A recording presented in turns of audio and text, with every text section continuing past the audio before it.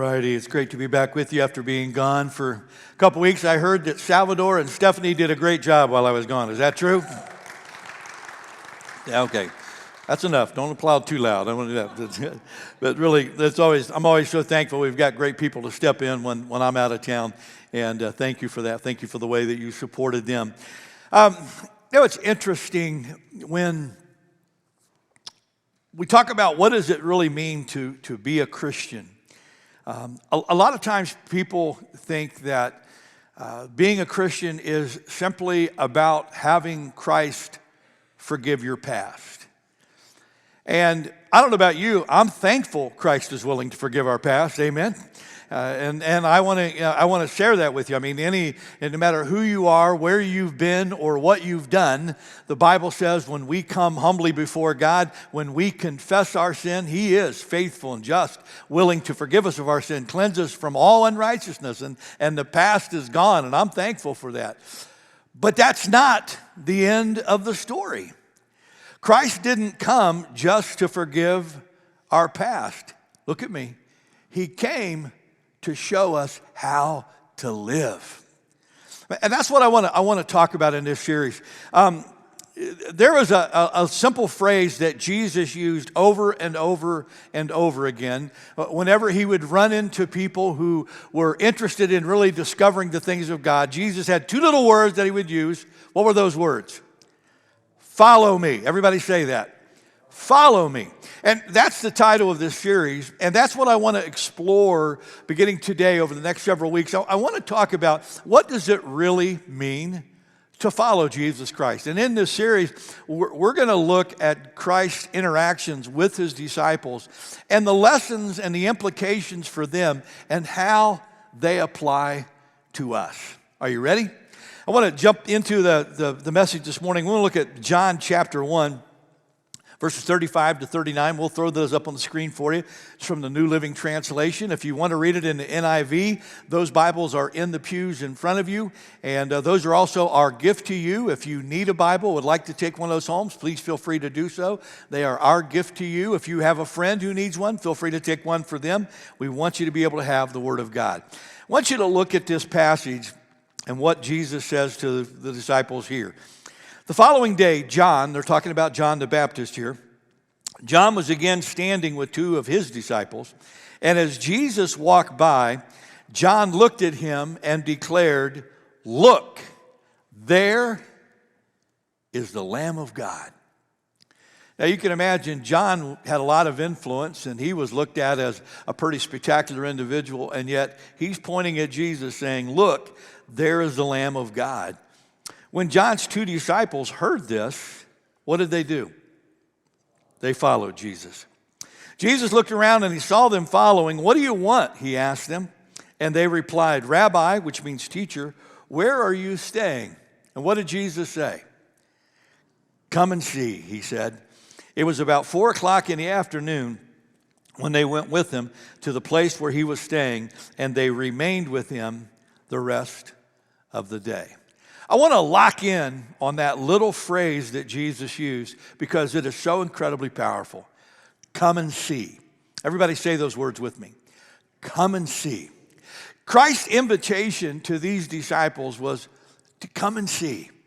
Come and learn. Come and grow. Come and discover. Christ had so much more for them than they had any idea about, and that's what I want to share with you. Christ's invitation to his disciples is the same invitation that he's making to us today, and that is to come and see. And you say, "Well, Pastor Steve, come and see what?" I'm so glad you asked. Let's look at a few things that this means. Come and see, first of all, who Jesus is. Come and see who Jesus is. You know, when these disciples first started following Jesus, they really didn't know a whole lot about him.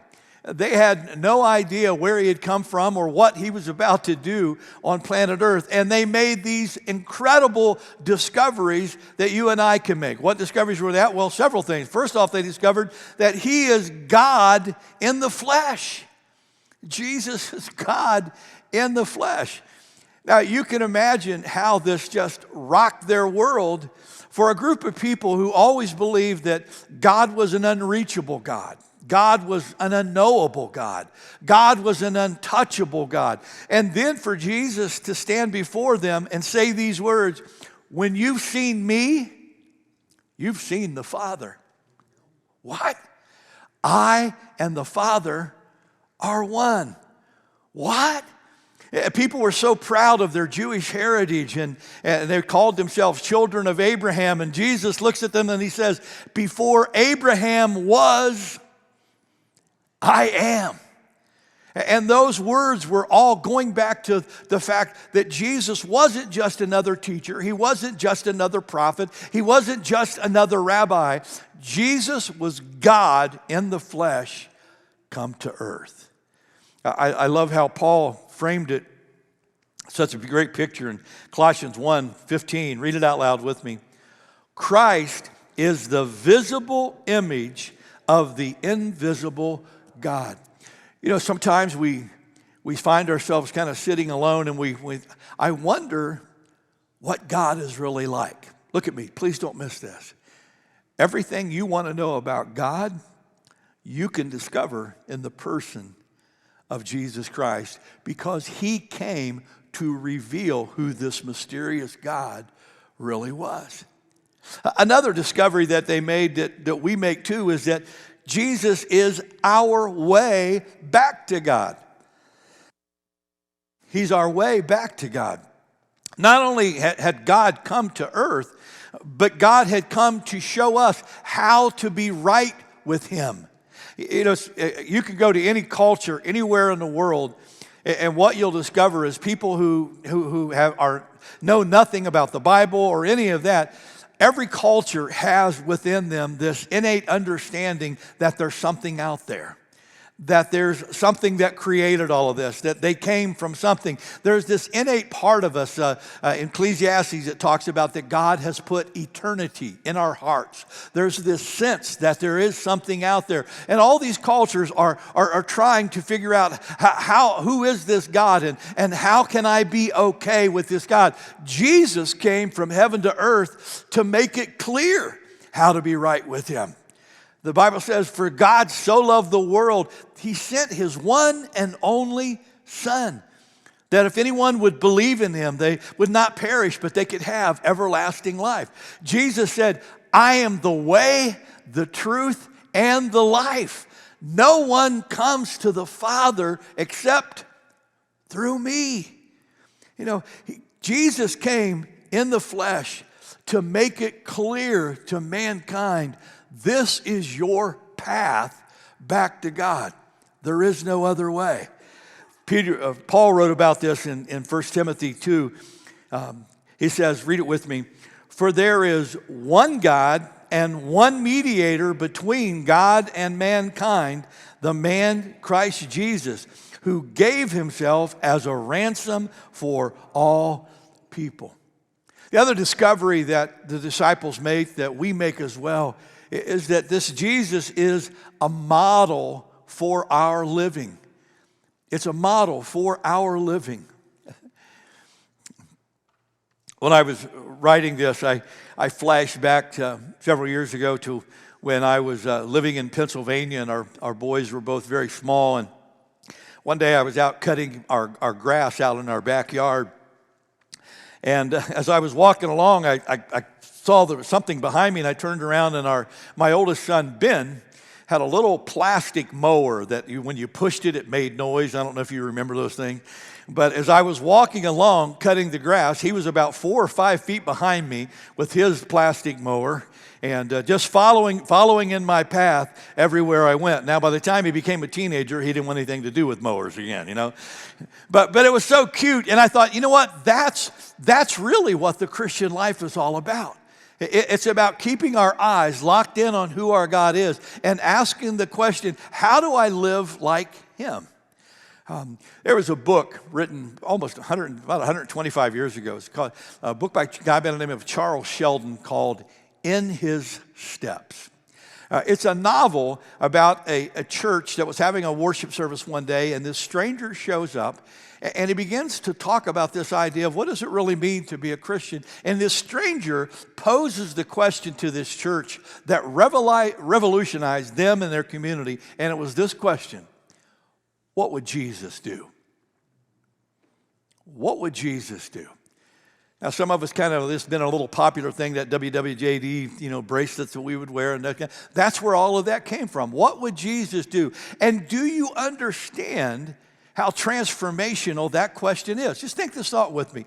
What if we all went home today and the way that we acted with our family is when we would first ask the question, what would Jesus do? How would Jesus treat his spouse? How would Jesus treat his kids? How would Jesus treat his parents? How would Jesus act when he went to school tomorrow? How would Jesus be when he goes to work tomorrow? How would Jesus treat the people in the bank or the people at Walmart that he encountered? What would Jesus do? Look at me. Please hear my heart. So much of the behavior and the things that we struggle with, so much of that question would be answered if we would ask that question first. What would Jesus do? Amen?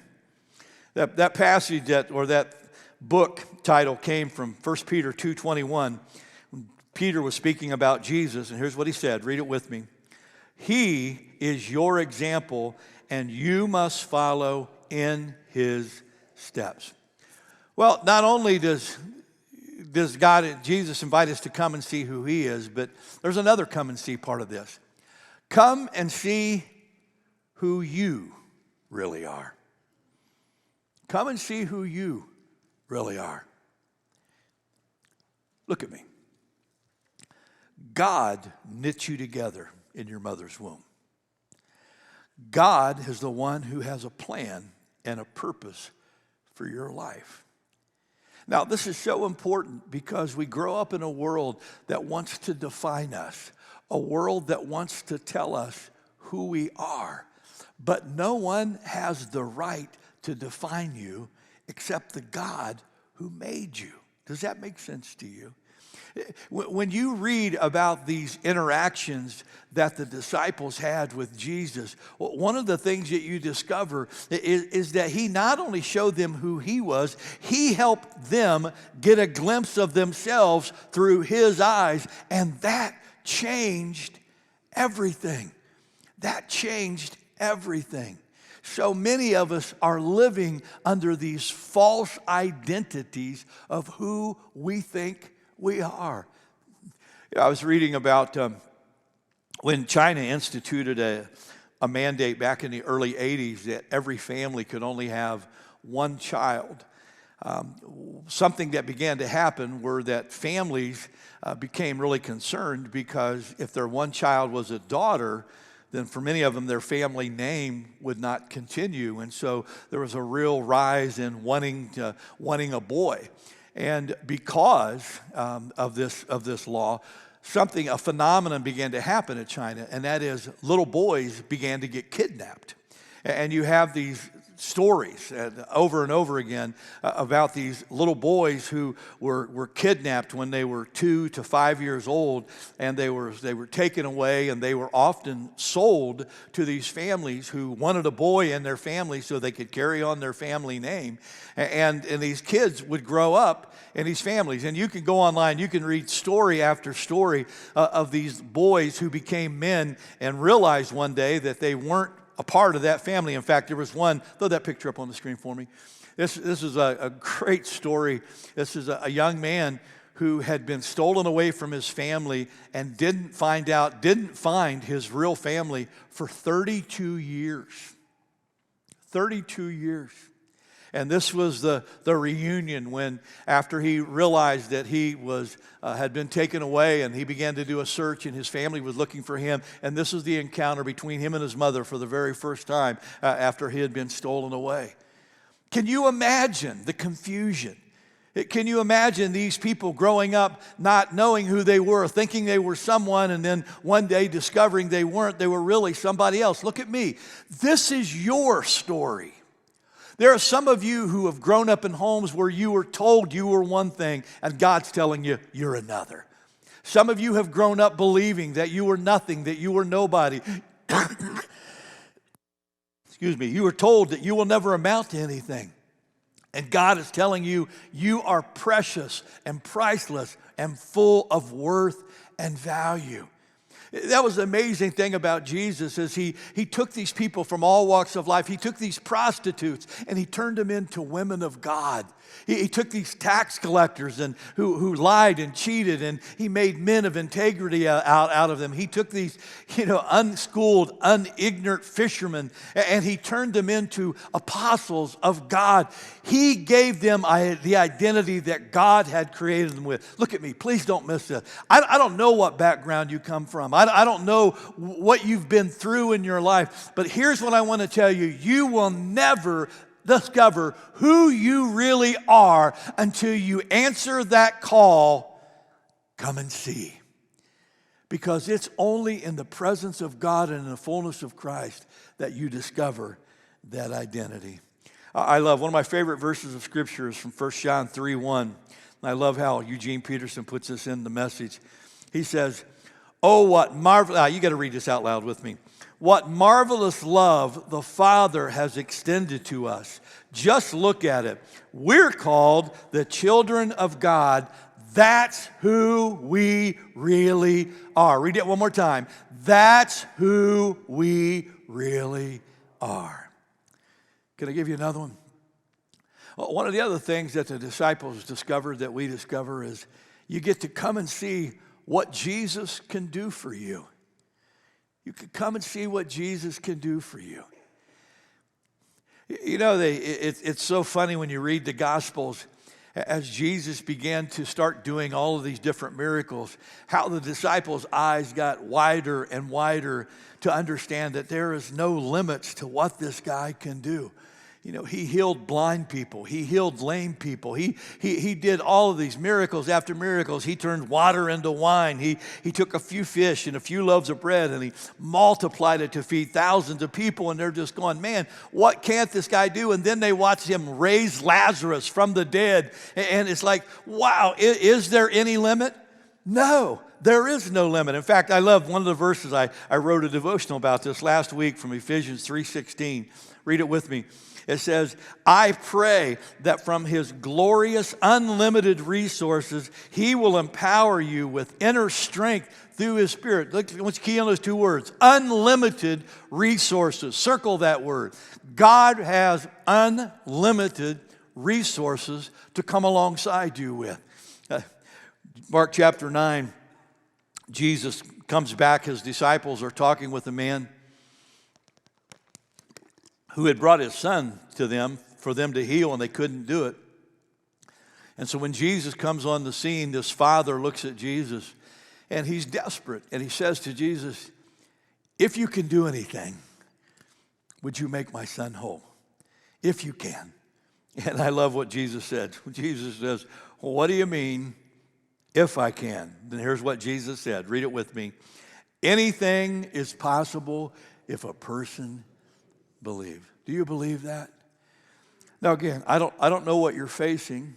I don't know what you're up against. I don't know what problems you may be dealing with, what health issues you may have, what financial situations you may be struggling with, or what it is you're trying to unravel in your life. But this is what I know. Our God is greater. He is a God of unlimited resources. Last week, Wanda and I were in Tennessee. I had been invited to speak at the General Assembly for the Church of God in Tennessee and then preach at a church in Nashville last Sunday. So Wanda and I kind of seized the opportunity to drive out early to spend some time in Gatlinburg, Tennessee, in the Smoky Mountains. How many of you have ever been to Gatlinburg? Oh, okay, several of you have. Yeah, isn't it gorgeous?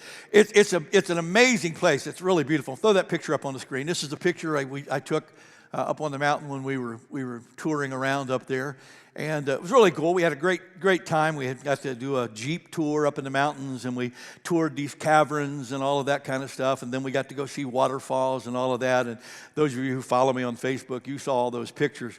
What was crazy was on Wednesday morning. We had checked out of our hotel. We were going to do one more 3-hour hike, and then we were having to head off to Nashville. And we got up that morning, and we met at the site where the group was gathering, met our tour guide, and then we were all going to caravan up the mountain to the trailhead. And when it was time to head up the mountain, I got in my car, and I fired up my 2019 Ford Edge, and this big plume of white smoke comes out of the back. Oh. And I'm like, holy cow. I don't know a whole lot about cars, but that doesn't look good, and it kind of felt like the car was running rough, and the white smoke was just pouring out of the back, and we're going, man, Wanda's going, what's going on? And I looked at her, and like, what does it say, Steve, mechanic here? I don't have any idea. I don't know anything. So we waited, and we just let the car run for a little bit, and it kind of cleared up, and we thought, okay, maybe we're good to go. And so they took off up the mountain, and we followed them up the mountain, got all the way up there. It's like, okay, maybe we're okay. Got right to the trailhead. I mean, this is a few miles up on the mountain now. Got to the trailhead. We're pulling into the parking lot, and just as we were pulling into the parking lot, all of a sudden my car goes, and it just dies. And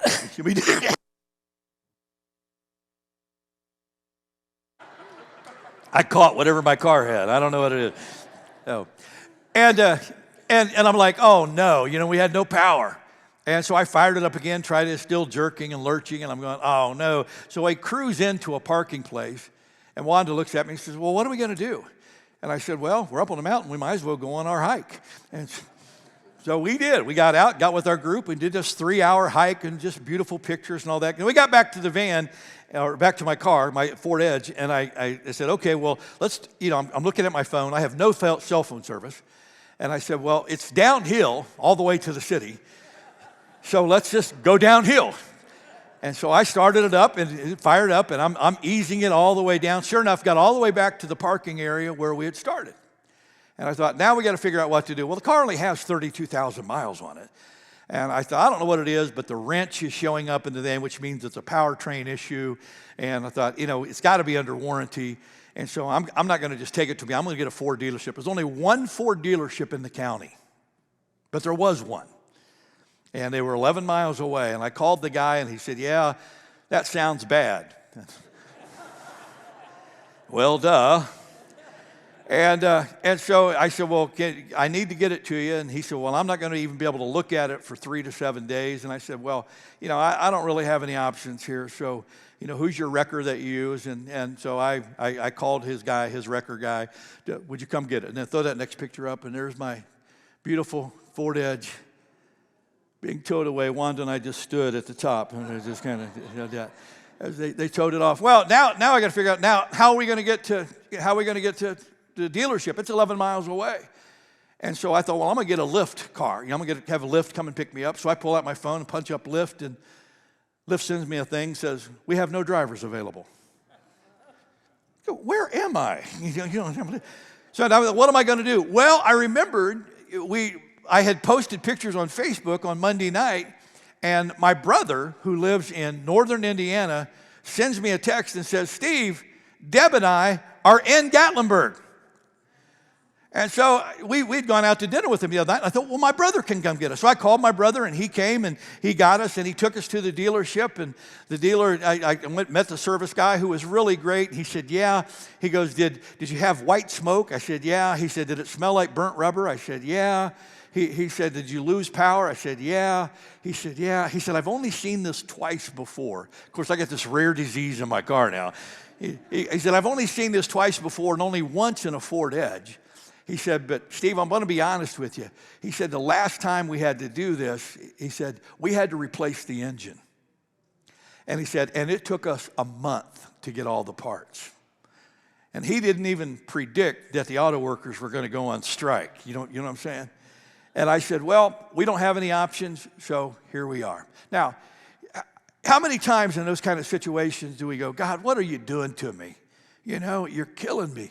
But I want you to hear this. Over and over and over again, God provided. He got us down the mountain. We could have been on the side of a road in nowhere, Arkansas, someplace, stranded forever, and nobody, hearing this, den, and we didn't. never been found again, you know. But we could have, you know, we could have done all, but we weren't. We were there. We could have been a place where there was no Ford dealership, but there was. I could have been a place where I didn't have a brother present, but I did. I called the guy who was running the event in Nashville. I told him what was going on. I said, I'm going to have to find if I can get a rent car or something to get to Nashville for tomorrow. The guy calls me back and says, hey, there's a pastor and his wife. They're going to come. They live about an hour south of where you're at. They're going to come and pick you up. They're going to get all your stuff out of your Ford Edge, put it in their van. They're going to take you home with them. They're going to keep you overnight. Then they're going to bring you to Nashville tomorrow. And I've already talked to the pastor in Nashville, Tommy Dove, who happened to be a good friend of mine. Tommy said, don't worry about it. When you get there, he and Margaret have a car that you guys can use the entire time you're there. I pulled up my points on Southwest. I had enough points to fly Wanda and I home on our Southwest Airlines Sunday afternoon. And it was like one thing right after another, after another, after another. God is good. He's good. Then I get home and think, well, now I don't have a car. And so I'm trying to work out some arrangements with a couple of people. Can I borrow this car or that car? And people were being gracious. But then I had a friend here in the church who heard that I was without a car and said, well, we have a car sitting in our garage that's not being driven. It belonged to my father who passed away, and we've had it, and we just started up to make sure it keeps running. But we've got that car. Nobody drives it. You can take that car, and you can drive it as long as you need. What a blessing. And no kidding, here is that car. Throw that picture up on the screen.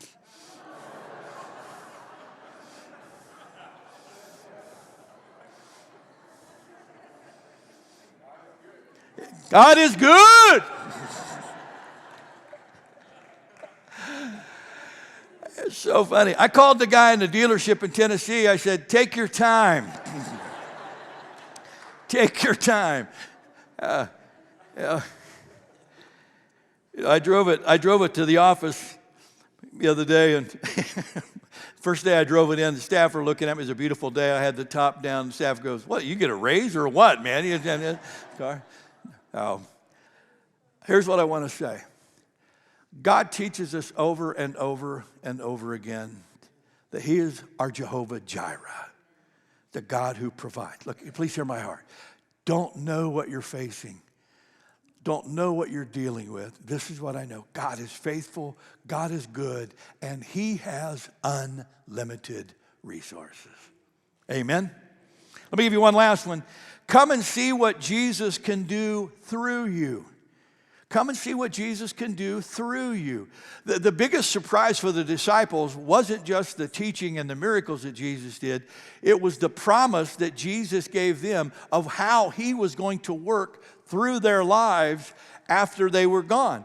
In Matthew 4:19, Jesus talking to his disciples, said, come follow me and I'll show you how to do what? Fish for people. You've been fishermen. I'm going to show you how to change the world. I love it. Matthew 16:18. Jesus is talking to Peter. He said, now I say to you that you are Peter, which means rock, and upon this rock I will build my church, and all the powers of hell cannot conquer it.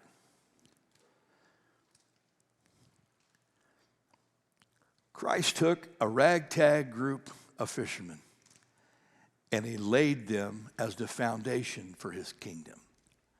And you know what? He still does that. Last Sunday in Nashville, after I woke up, I went out to just spend some time walking and praying.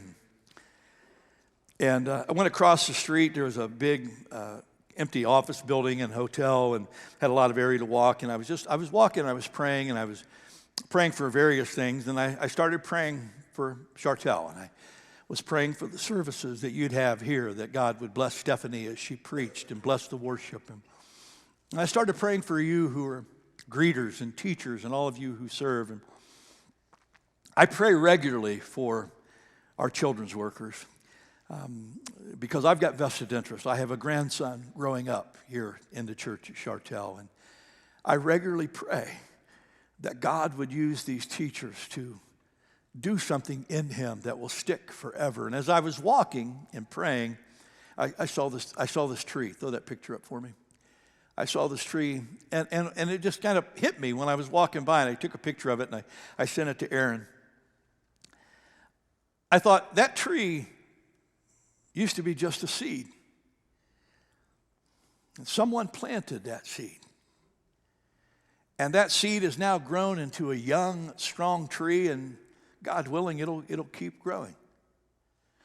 And it hit me, that's what all of you who work in children's ministry, that's what you do. You plant these seeds of eternity in the hearts and lives of these kids. You teach them the stories of God's truth. You love on them so that they experience God's love. You plant these seeds that one day are going to continue to grow. And these kids that you have now, they're going to grow to be young men and women of God. And you will have a hand in that. Look at me, don't miss this. You see, we are the ones upon whom God builds his church. And whether you're a children's teacher, or you work with our youth, or you help and celebrate recovery, or you serve in another ministry, you are allowing the Spirit of God to move through you so that Christ can continue to build his kingdom on earth. Pastor Steve, how do I discover my purpose in life?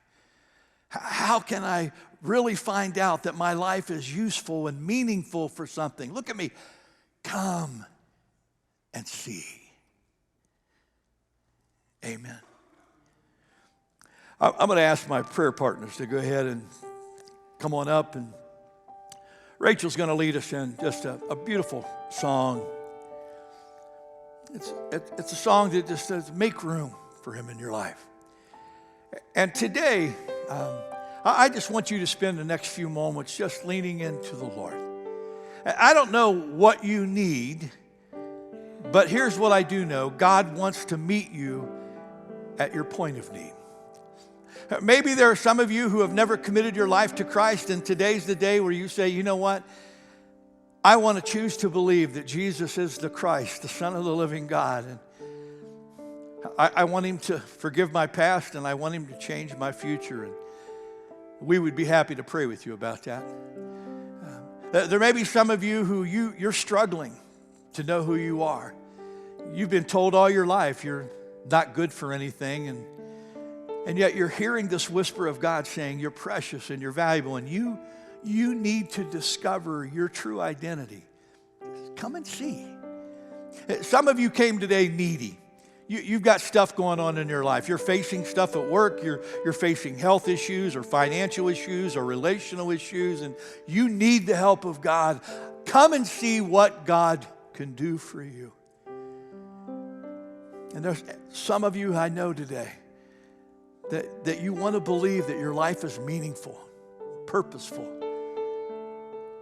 Come and see how God can move through you.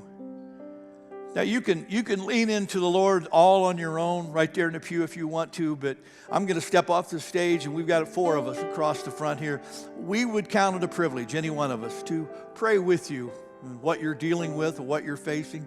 We would count it a privilege to pray with you about whatever God's burdening your heart with this morning.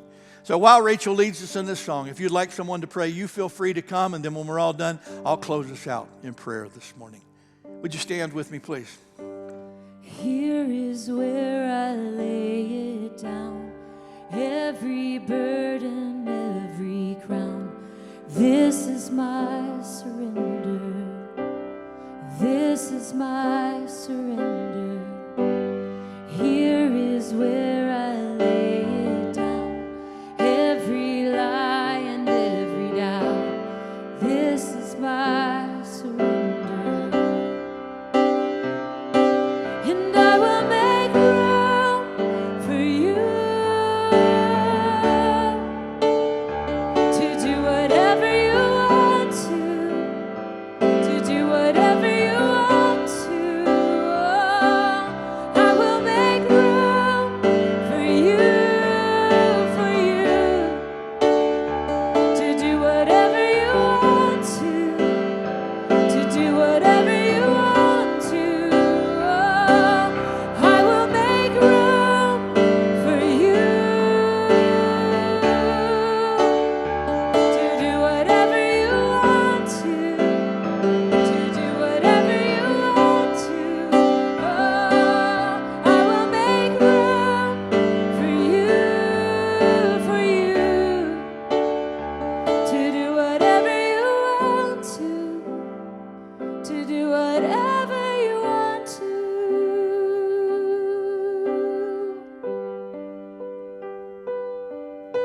Let's pray together.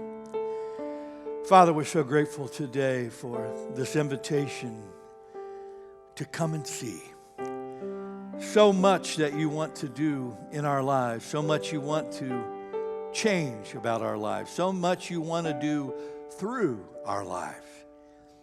If we would just give you a chance. And so, Father, today I pray that as we maybe spend some time this week just thinking about how this message applies to us, that we would answer that call, that we would come and discover who you really are, that we would come and discover who we really are, that we would come and discover all the things that you can do in our life if we only believe, and that we would come and discover that you are still building your kingdom upon flawed, broken people like us. You are an amazing God. We love you and we thank you today for your invitation to come and see. In your precious name we pray. And everyone said, amen.